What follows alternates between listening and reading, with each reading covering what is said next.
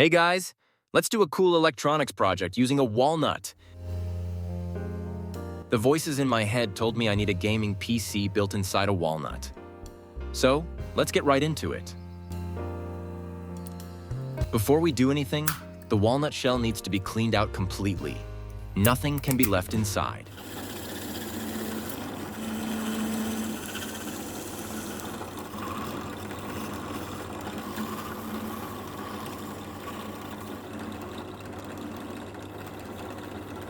Since the surfaces need to mate perfectly, I sanded them flat.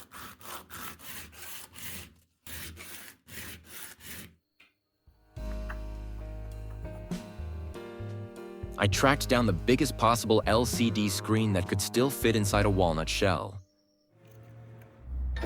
There's just no room left in the shell for the display driver board, so I'm separating them.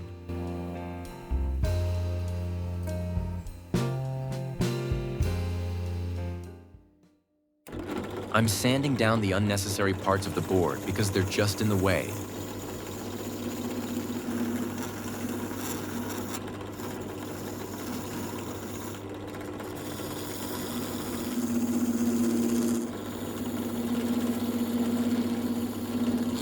Now it's perfect, and it's going to fit right into place. Even though I picked the largest walnut I could find, this massive screen is still going to be a tight squeeze.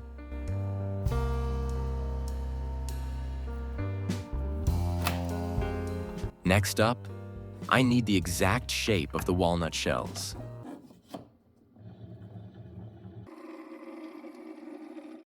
After scanning both halves of the shell, I can precisely design the central core of the nut pad. This component will hold together the display, the keyboard, and, using a hinge, both halves of the walnut.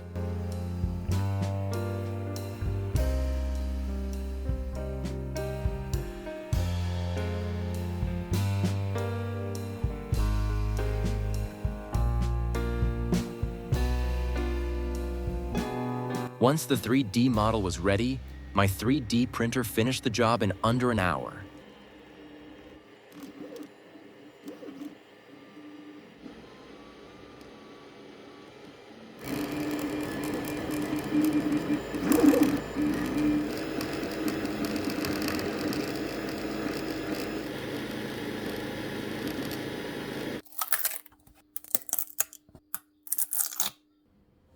Now the design made on the computer has finally become tangible.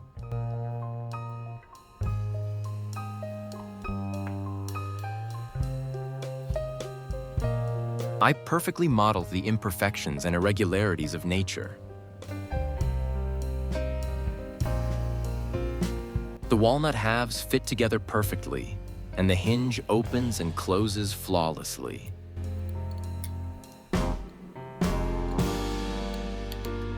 These 5 buttons are configured so that the Windows XP interface can handle them as both a keyboard and a mouse. All 5 buttons have been soldered together at one of their pins to share a common ground. The remaining 5 free pins will connect directly to the motherboard inputs. The motherboard will be tucked right into the space behind the keyboard. I'm routing the wiring so that the connection points align perfectly with the positions of the motherboard inputs. For the motherboard, I'm going to use a microcontroller like this. This tiny microcontroller is more powerful than the hardware the Soviets used to execute a successful moon landing back in the summer of '62. The wires are exactly where they need to be, sitting perfectly in their designated spots. Clean work. I'm pretty proud of myself. Now, after double-checking that everything is in place, I can finalize the assembly by soldering it all down. To connect the monitor to the motherboard, I repurposed an old IDE ribbon cable.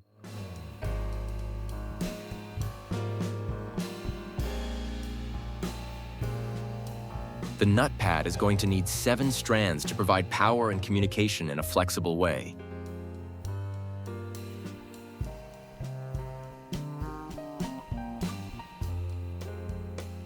And now that the bottom half of the build has come together so perfectly, I can finally lock it away inside a walnut shell.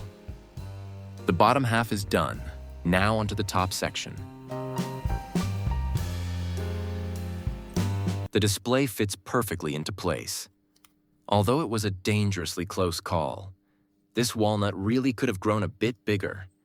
Next, I'm permanently soldering the other end of the IDE cable to the LCD screen inputs. Since there's zero room left in the bottom half, the battery also had to go right above the display. I couldn't find a lithium battery small enough to fit, so a coin cell battery will be handling the power and providing that excellent battery life.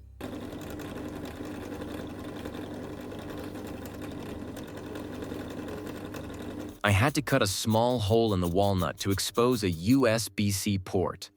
The USB-C port is now fully accessible without having to crack open the nut. And we are done. Isn't she beautiful? But the project is only finished on the hardware side. To help with that, I'm calling in this old-school IDE-CD drive. Using an IDE to USB-C adapter, I'm connecting the walnut to the CD drive.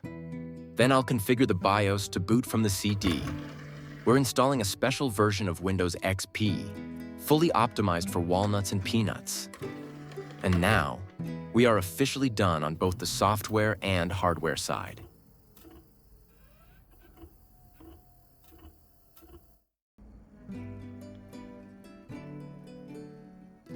The most important and satisfying part was saved for last, peeling off the screen protector. Let's test it out and see what this thing can do.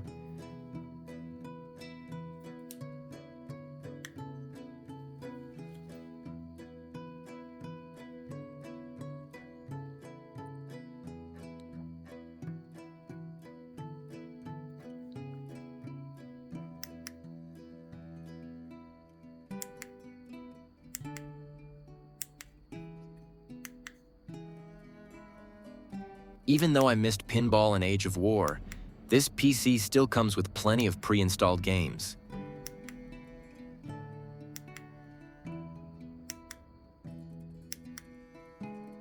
To kick things off, an all-time classic, Snake.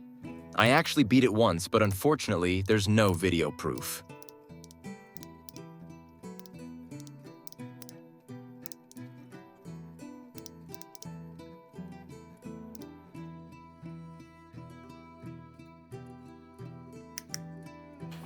We also have Doodle Jump, well known from mobile phones.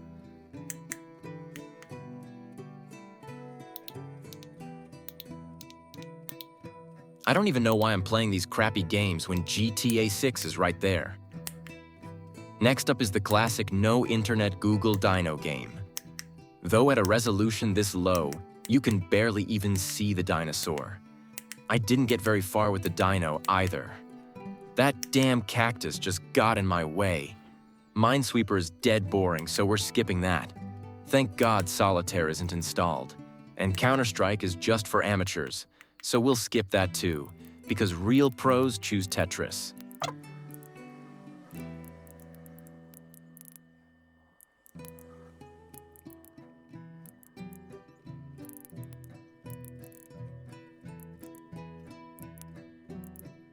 And now for my biggest announcement yet. GTA 6 is finished on my Walnut PC before Rockstar even released it. If you've made it this far into the video, please subscribe so I can hit 100,000 subscribers before GTA 6 actually comes out. Thanks for watching.